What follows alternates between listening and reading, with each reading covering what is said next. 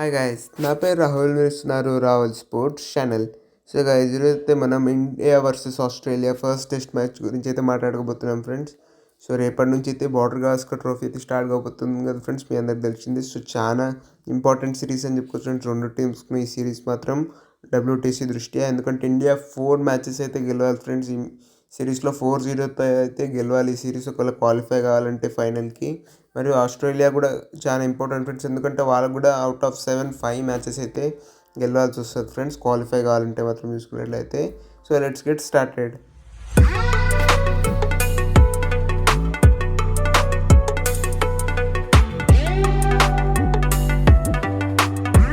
So guys, ఈ match అయితే beautiful Aptus స్టేడియంలో అయితే జరగబోతుంది ఫ్రెండ్స్, పర్త్లోని ఆప్టస్ స్టేడియంలో.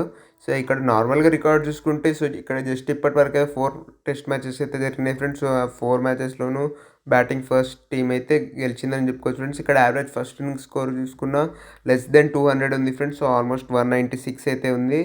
మరియు ఇక్కడ నార్మల్గా పిచ్ చూసుకున్న ఇప్పుడు ఈ ఫస్ట్ టెస్ట్ మ్యాచ్కి ఒక గ్రీన్ టాప్లో అయితే కనిపిస్తుంది ఫ్రెండ్స్. సో ఫస్ట్ బ్యాటింగ్కి అంత ప్రిఫర్ చేయకపోవచ్చు ఫ్రెండ్స్. రికార్డ్ పరంగా చూసుకుంటే ఫస్ట్ బ్యాటింగ్ తీసుకోవాల్సిన ఇంట్రెస్టింగ్ అయితే ఉండబోతుంది ఫ్రెండ్స్ మనం. మరియు టీమ్స్ గురించి మాట్లాడుకున్నట్లయితే, సో టీమిండియా అయితే ఈ మ్యాచ్ చాలా ఇంపార్టెంట్ అని చెప్పుకోవచ్చు ఫ్రెండ్స్, ఎస్పెషల్లీ సిరీస్ స్టార్టింగ్లో కాబట్టి. సో ఒక మంచి స్టార్ట్ అయితే చూస్తారు ఫ్రెండ్స్ టీమిండియా.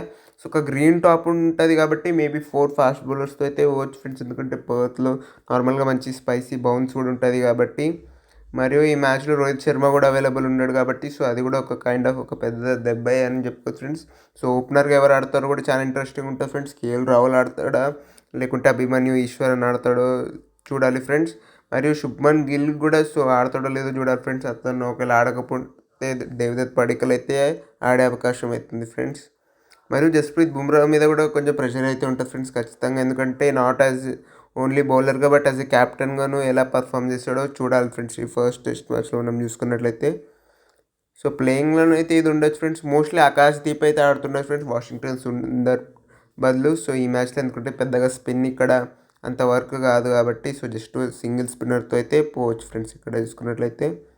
మరియు ఆస్ట్రేలియా గురించి మాట్లాడుకున్నట్లయితే, సో ఆస్ట్రేలియా అయితే ఈ మ్యాచ్లో కూడా మంచి స్టార్ట్ చేయాలని చూస్తారు ఫ్రెండ్స్ ఈ సిరీస్కి. సో లాస్ట్ 2 టెస్ట్ సిరీస్లో అయితే ఇండియాకి అగేన్స్ట్ గెలవలేకపోయారని చెప్పుకోవచ్చు ఫ్రెండ్స్ మనం హోమ్లో.